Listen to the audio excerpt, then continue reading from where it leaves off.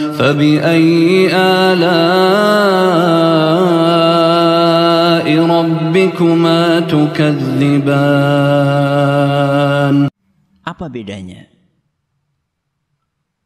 antara penghambaan seorang muslim dengan penghambaan selain muslim? Apa bedanya antara penghambaan orang yang beriman dengan penghambaan orang yang tidak beriman? Inilah yang akan kita bahas insyaallah pada kesempatan kali ini. Baik, kita lanjutkan. Yang membedakan antara seorang muslim, seorang mukmin dengan selain mukmin, yang pertama adalah kepada siapa penghambaannya. Ini poin yang pertama. Yang kedua, seriuskah penghambaannya? Seriuskah penghambaannya? Orang yang beriman hamba, orang yang tidak beriman juga hamba. Tapi kepada siapa orang yang beriman menghambakan dirinya? Dan orang yang tidak beriman, kepada siapa dia menghambakan dirinya? Disinilah perbedaan yang pertama. Perbedaan yang kedua, seberapa serius penghambaan manusia? Kalau orang yang beriman, penghambaan dia serius. Kalau orang yang tidak beriman, penghambaannya tidak serius. Seberapa serius penghambaan kita, nanti kita akan lihat ukurannya. Barometernya apa? Kita sudah serius dalam menghambakan diri kita kepada Allah atau belum? Baik. Yang pertama adalah kepada siapa kita menghamba. Ada dua jenis penghambaan. Yang pertama adalah penghambaan kepada Allah. Dan yang kedua adalah penghambaan kepada selain Allah. Inilah pembeda pertama untuk membedakan antara tipe penghambaan orang yang beriman dengan yang tidak beriman. Tipe penghambaan muslim dengan kafir. Disinilah perbedaannya. Kepada siapa kita menghamba? Kalau orang yang beriman, menghambanya kepada Allah. Sedangkan orang yang tidak beriman, menghambanya kepada selain Allah subhanahu wa ta'ala. Sama-sama menghamba. Sama-sama menjadikan dirinya sebagai hamba. Tapi perbedaan yang pertama, kepada siapa dia menghamba? Orang yang beriman menghambanya kepada Allah subhanahu wa ta'ala. Sedangkan orang yang tidak beriman, dia menghambakan dirinya kepada selain Allah. Contohnya, selain Allah itu apa? Banyak. Kalau orang-orang primitif dahulu menghambakan dirinya kepada batu, kepada pohon, ya, dan benda-benda mati yang lainnya. Kepada berhala. Ya.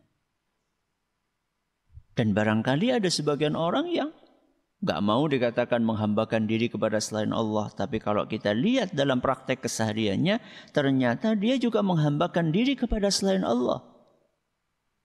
Ya. Dan selain Allah itu tidak melulu batu, tidak melulu pohon, tidak melulu jimat. Selain Allah itu banyak. Alam semesta ini, itulah semuanya selain Allah Azza wa Jalla. Sehingga penghambaan kepada selain Allah bukan hanya penghambaan terhadap batu, termasuk juga penghambaan terhadap setan. Termasuk juga penghambaan terhadap nafsu. Termasuk juga penghambaan terhadap harta. Itu juga termasuk penghambaan kepada selain Allah Azza wa Jalla. Al-Imam Ibn Qayyim Al-Jauziyah rahimahullah, beliau punya nuniyah. Nuniyah itu adalah semacam nasihat, tapi yang disampaikan dalam bait-bait syair. Seingat kami kalau nggak salah itu ada 1000 bait syair. Salah satu yang beliau sampaikan dalam nuniyah tersebut, harabu minar riqqil ladzi khuliqu lah fabulu bi riqqin nafsi wasyaitan. Ada sebagian manusia enggan untuk menghambakan dirinya kepada Allah, akhirnya dia menghambakan dirinya kepada nafsu dan kepada setan. Mau tidak mau manusia itu akan menghambakan diri. Ya. Itu sudah merupakan tipe bawaannya manusia. Dia akan menghambakan dirinya. Cuman akan menghambakan diri kepada siapa? Orang-orang yang beriman dia memilih untuk menghambakan dirinya kepada Allah yang maha mulia. Karena menjadi hamba Allah itu terhormat. Sedangkan menjadi hamba setan atau hamba nafsu itu terhina. Tinggal milih mau menjadi hamba yang terhormat atau hamba yang terhina. Makanya menarik sekali ya. Ketika kita buka dalam Al-Qur'an surat Al-Isra. Surat Al-Isra. Ayat yang pertama. Ya, surat Al-Isra itu kan kisah Isra Mi'rajnya Nabi kita Muhammad SAW. Beliau diangkat oleh Allah Azza wa Jalla ke Sidratil Muntaha untuk bertemu kepada Allah. Salah satu misinya adalah untuk mendapatkan wahyu yang berisikan kewajiban menunaikan salat. Allah rekam itu di dalam surat Al-Isra. Ayat yang pertama apa bunyinya? Subhanalladzi asra bi'abdihi laylan minal masjidil haram ila al-masjidil aqsa alladzi barakna haulah.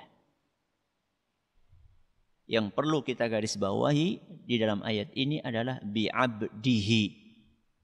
Subhanalladzi asra bi'abdihi. Kasih garis bawah di sini. Maha suci Allah yang telah mengantarkan, memperjalankan hambanya dari Masjidil Haram ke Masjidil Aqsa. Hambanya. Siapa yang dimaksud? Nabi kita Muhammad SAW. Ternyata Allah Azza wa Jalla di dalam ayat ini menggunakan label hamba untuk Nabi kita Muhammad SAW. Di dalam ayat ini Allah tidak menggunakan label Nabi. Di dalam ayat ini Allah tidak menggunakan label Rasul. Tapi di dalam ayat ini Allah menggunakan label hamba. Padahal momennya istimewa.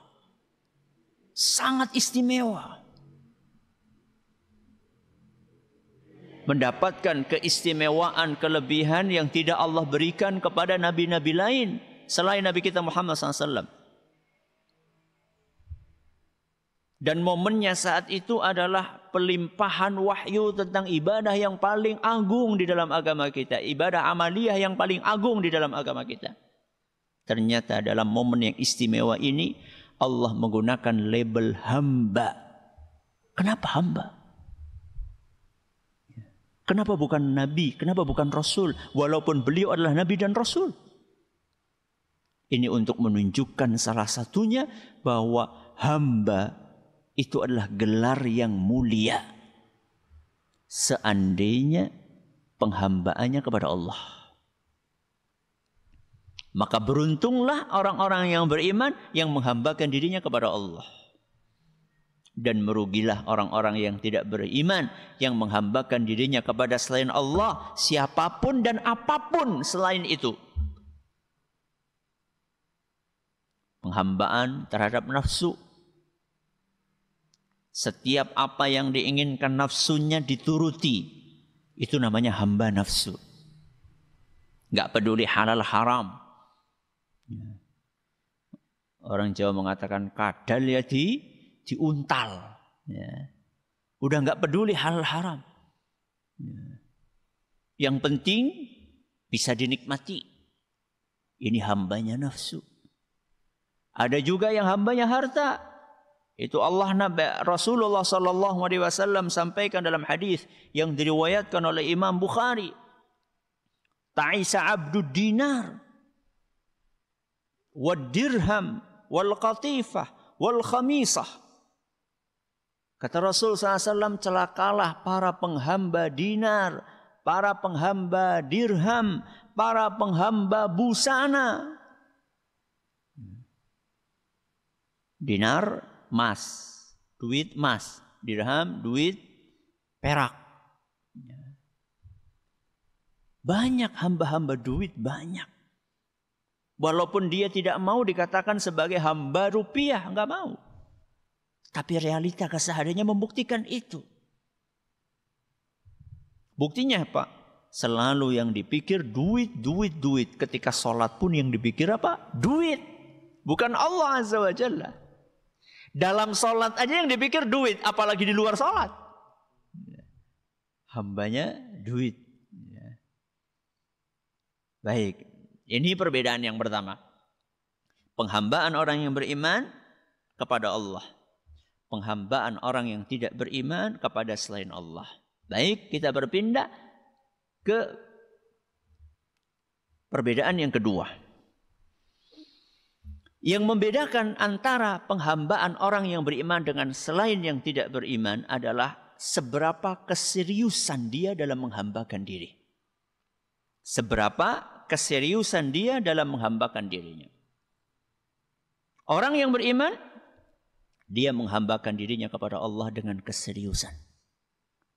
Sedangkan orang yang tidak beriman, dia main-main dalam menghambakan dirinya. Ya. Walaupun dia seorang muslim. Jadi muslim pun ada yang tidak serius di dalam menghambakan dirinya kepada Allah. Karena kan tidak mesti orang yang KTP-nya Islam mengamalkan Islam, belum tentu. Sehingga tidak sedikit orang-orang Islam yang perlu berislam lagi alias mengamalkan dengan serius. Makanya tidak cukup penghambaan diri hanya sekedar bermodalkan KTP yang tulisannya Islam, agamanya nggak cukup. Perlu ada ukuran-ukuran yang jelas untuk membedakan antara hamba yang serius dengan hamba yang tidak serius. Hamba yang beneran sama hamba yang main-mainan. Ya. Hamba ori sama hamba KW. Ya. Yang betul-betul ori, benar-benar hambanya Allah, serius, sama yang cuma label-labelan saja. Ya. Islam itu cuma dijadikan sebagai hiasan saja.